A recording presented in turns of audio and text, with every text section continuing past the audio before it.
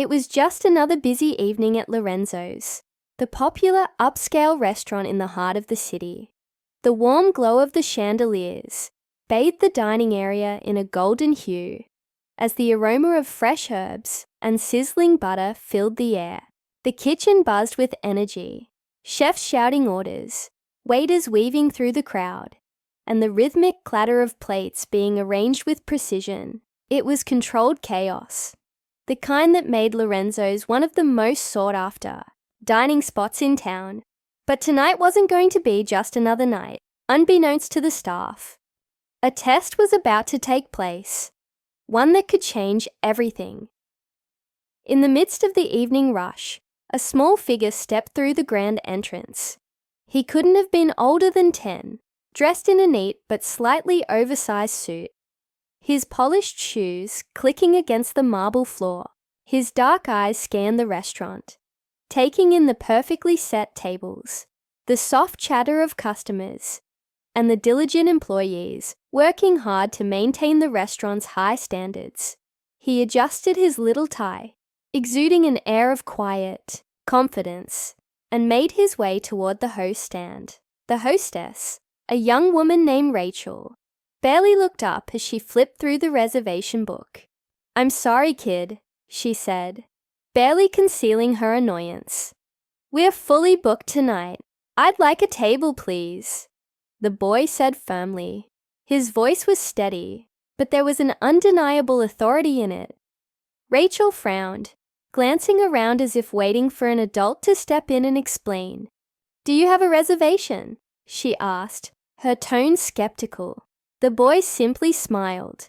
"No, but I'd still like a table." A few customers nearby had begun to notice the exchange. Some chuckled, assuming this was some rich kid playing pretend, while others watched with curiosity. Rachel, on the other hand, wasn't amused. She sighed and folded her arms. "I'm sorry, but we can't just give a table to anyone who walks in.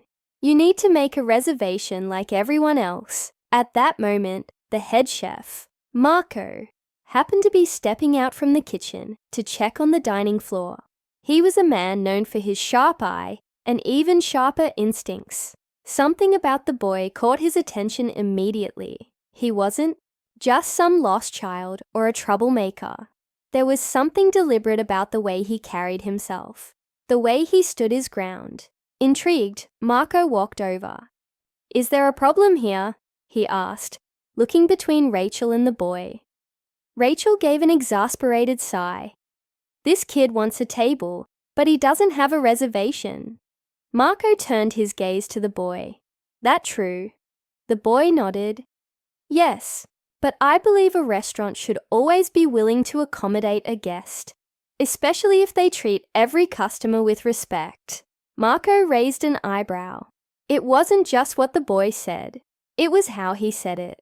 There was confidence, control, and something that made Marco suspect there was more to this child than met the eye. "All right," Marco said.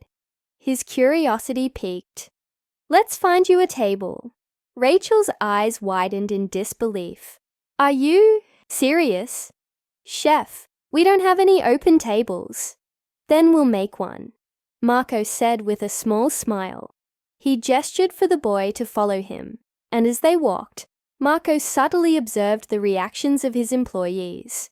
Some were whispering, others giving each other knowing looks. The boy was seated at a small corner table, away from the main dining crowd, but he didn't seem to mind. A waiter hesitated before approaching, as if unsure whether to treat this kid like any other guest. Good evening," he said, forcing a polite smile. "Can I get you something to drink?" The boy looked up. "What do you recommend?" The waiter blinked. This was not the response he expected. "Well, we have fresh juices, soda, or perhaps I'll have a sparkling water with a slice of lemon, please." The waiter nodded quickly and rushed off, glancing back at Marco, who now stood watching with his arms crossed. Marco wasn't sure what this boy's game was, but something told him that tonight was going to be interesting, and he had no idea just how right he was. As the waiter hurried off, Marco continued watching the boy carefully. Something about him felt unusual. Not just the way he dressed, but the way he carried himself. The way he spoke with such composure. Most kids his age would be fidgeting, looking at their phones, or playing with the silverware.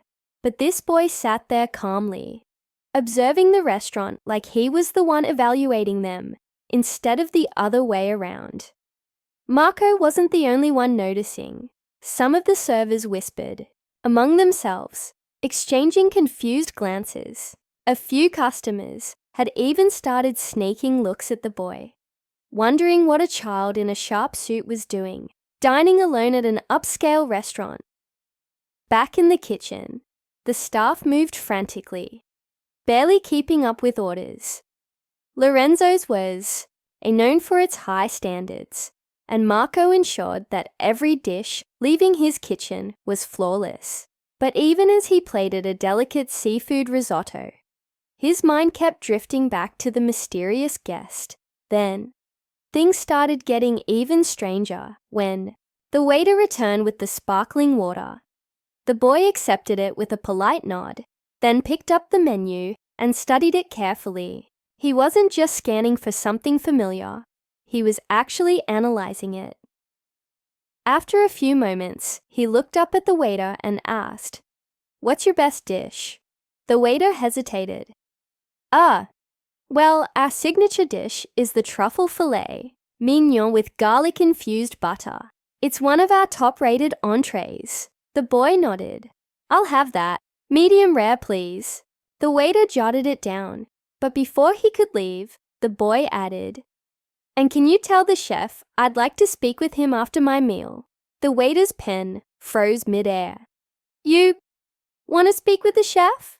"Yes," the boy said, simply, taking a sip of his water. "I have some thoughts about the restaurant." The waiter looked completely thrown off. He glanced toward Marco, who was still watching from across the dining floor. Marco smirked and gave a small nod, signaling the waiter to go ahead with the order. As the meal was being prepared, the restaurant carried on as usual, but there was a shift in the air. The presence of the little guest had created an odd tension, an unspoken question that hovered over everyone. Who was he? And why did he want to speak with the chef? Rachel, the hostess, leaned over the counter and whispered to another employee, "I don't get it. Is he some kind of food critic's kid? Or maybe a celebrity's son? Or a rich heir?" Another employee added, "You know how these billionaire families are. Maybe he's one of them." "Doesn't matter," Rachel muttered. "I still think it's ridiculous. This is an exclusive restaurant, not some playground." Meanwhile, at his table, the boy continued to observe everything around him. He noted the efficiency of the waitstaff, the cleanliness of the plates, the way the dishes were presented to customers. Every small detail mattered. When his meal finally arrived, it was plated to perfection. The filet mignon resting on a bed of truffle mashed potatoes, the garlic butter melting into the seared crust. The boy took a moment to appreciate the dish, before picking up his knife and cutting into it with precision. Marco, still stationed nearby, watched intently. This was the moment he was waiting for. Would the boy simply eat like a normal customer? Or was there something more to him? The boy took his first bite. He chewed slowly, thoughtfully, as if breaking down each flavor in his mind. He set his fork down, wiped his mouth with the napkin, and took a sip of his water. Then, he looked directly at Marco. Marco raised an eyebrow. He wasn't sure why, but it almost felt like the boy was challenging him. A few moments later, the waiter returned to clear the plate. The steak was nearly finished, but the boy had left just enough behind, just enough to make a statement. "Would you like to speak to the chef now?" the waiter asked hesitantly. The boy nodded. "Yes, please." By now, Marco had already made up his mind. He wasn't going to let this kid leave without answers. Without a word, he wiped his hands on his apron and walked toward the table, stopping just in front of the boy. "You wanted to see me?" Marco asked, folding his arms. The boy nodded again, looking up at him with the same unwavering confidence. "Yes, I have some feedback." The restaurant seemed to fall silent. A few nearby diners paused their conversations, curious about what was unfolding. Marco smirked. "All right, let's hear it." The boy straightened in his seat. The filet mignon was excellent. The seasoning was well balanced, and the truffle infusion was subtle but effective. He paused, then continued. "However, I noticed that the crust could have been slightly crispier. I assume it was finished in the oven rather than seared, entirely on the pan." Marco's expression shifted slightly. This wasn't a kid throwing random food terms around. He actually knew what he was talking about. "That's right," Marco admitted. "We do a quick sear, then finish it in the oven for consistency." The boy nodded, as if confirming his own theory. "It's a good method. But if you increase the pan searing time by just 10 seconds before finishing, you'd get a better contrast between the crispiness of the crust and the tenderness inside." The entire table next to them had gone silent, staring at the boy in shock. Even Marco found himself speechless for a moment. Who was this kid? Marco studied him carefully. "You know a lot about cooking." The boy simply smiled. "I should." He leaned forward slightly, lowering his voice. "Because I'm not just a customer." Marco narrowed his eyes. "I'm here to see if your staff truly treats every customer the same." The boy continued. "No matter who they are. No matter their age." Marco's breath hitched. He understood now. This wasn't just any kid. This was a test, and the real question was, had his restaurant passed? The tension in the air thickened as Marco waited for the boy's final words. His heart pounded slightly, the weight of what was happening sinking in. And then the boy leaned back and said something that made Marco's stomach drop. "I own this place." For a moment, Marco thought he had misheard. The kitchen noise faded into the background. The chatter of customers blurred. And all he could focus on was the boy sitting in front of him, his words hanging in the air. "I own this place." Marco let out a short breath. His arms still crossed, but his expression had changed. He wasn't just intrigued anymore. He was completely thrown off. "You own Lorenzo's?" he repeated, trying to process what he had just heard. The boy nodded, calm as ever. "Well, technically, my father does. But he put it in my hands for the night. He wanted to see if I could recognize good leadership, strong service, and consistent quality without anyone knowing who I was." He tilted his head slightly. "And more importantly, if the staff here treats every customer the way they should." Marco blinked. His mind raced, flashing back through the night's events.